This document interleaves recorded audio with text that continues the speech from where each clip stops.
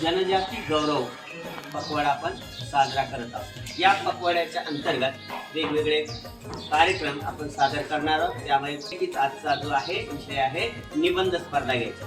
आपल्या संपूर्ण भारत देशामध्ये जो आदिवासी समाज आहे त्याला जनजाती हा शब्द आलेला आहे की जो आजही वागतो। आदिवासी या शब्दाचा अर्थ आहे की आधीपासून मूळ निवासी तिथे आपल्या भारतामध्ये निवास करतायत, राहतायत। तो आज काही समाज त्यातला पुढारलेला आहे, पण काही समाज आजही जंगलामध्ये राहतोय।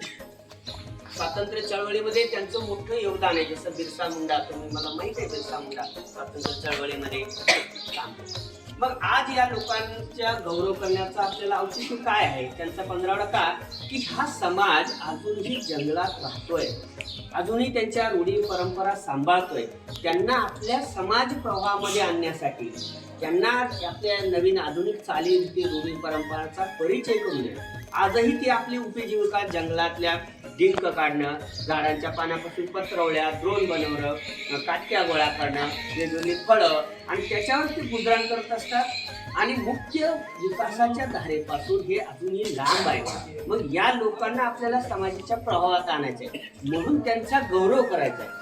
त्यामध्ये महाराष्ट्रामध्ये आपल्याला भंडारा, गडचिरोली, नांदेड, नंदुरबार, धुळे या भागामध्ये ही आदिवासी समाज आहे।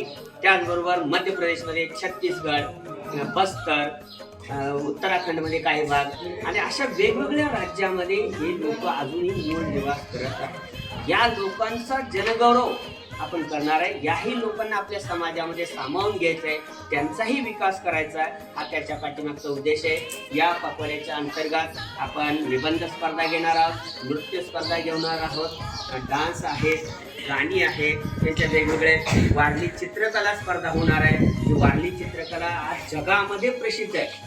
ही चित्रकला आणली कोणी?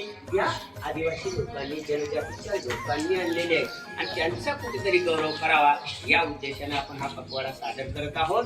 आणि आजचा विषय तुम्हाला दिलाय की जनजाती गौरव हा निबंधाचा विषय आहे। आणि तुम्हाला जेवढी आता मी सांगितलेली माहिती त्या माहितीनुसार तुम्ही सर्वांनी निबंध लिहायचा आहे। वरचं पान तुम्ही सोडायचंय, तिथं केचकन नाव वगैरे टाकून तो निबंध सर्वांनी लिहायचा आहे। तर धन्यवाद मित्रांनो, आज आपण या कार्यक्रमाला सुरुवात करतो।